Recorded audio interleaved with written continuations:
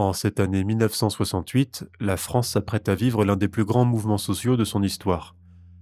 Ces images, longtemps restées en noir et blanc dans nos mémoires, reprennent aujourd'hui leur couleur pour nous faire revivre ces moments avec une intensité nouvelle. Les rues pavées, les slogans sur les murs, les visages déterminés, tout nous revient avec une clarté saisissante.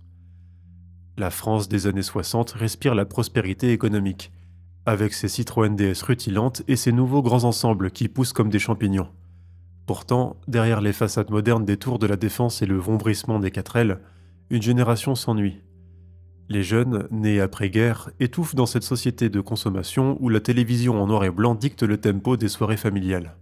À Nanterre, cette nouvelle université sortie de terre en 1964 devient le théâtre des premières contestations.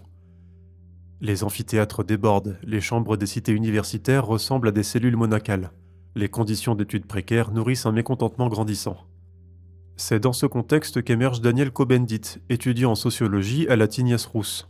Sa verve et son charisme naturel en font rapidement le porte-parole d'une jeunesse qui ne se reconnaît plus dans l'ordre établi.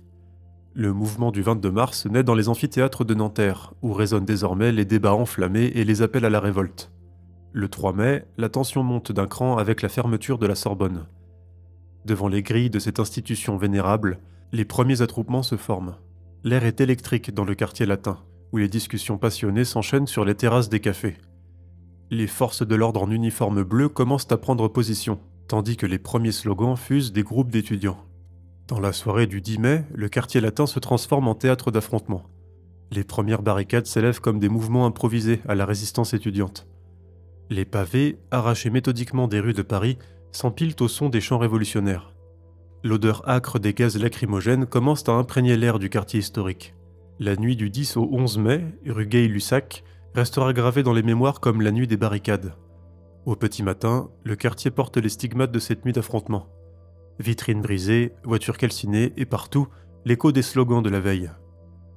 Les murs de Paris deviennent les pages d'un journal à ciel ouvert. Sous les pavés, la plage. Il est interdit d'interdire. Ces phrases tracées à la bombe ou au pinceau transforment la ville en une immense galerie d'art contestataire. La contestation s'étend comme une traînée de poudre aux usines. Chez Renault Billancourt, temple de l'industrie automobile, les chaînes de montage s'arrêtent.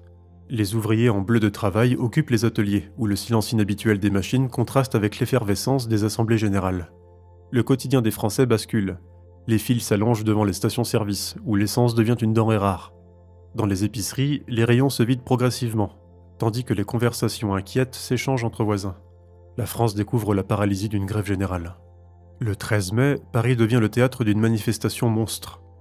Vue du ciel, la marée humaine s'étend à perte de vue, ondulant entre République et d'Enfer Rochereau. 1 million de personnes défilent dans un concert de voix où se mêlent l'international et les slogans révolutionnaires. Les drapeaux rouges et noirs claquent dans le vent printanier, rythmant la cadence des pas sur l'asphalte parisien. La Sorbonne, libérée et occupée, se transforme en une ruche bourdonnante d'idées nouvelles. Les affrontements entre CRS et manifestants marquent le paysage urbain. Le bruit sourd des grenades lacrymogènes se mêle aux cris des manifestants qui reculent devant les ruelles étroites du quartier latin.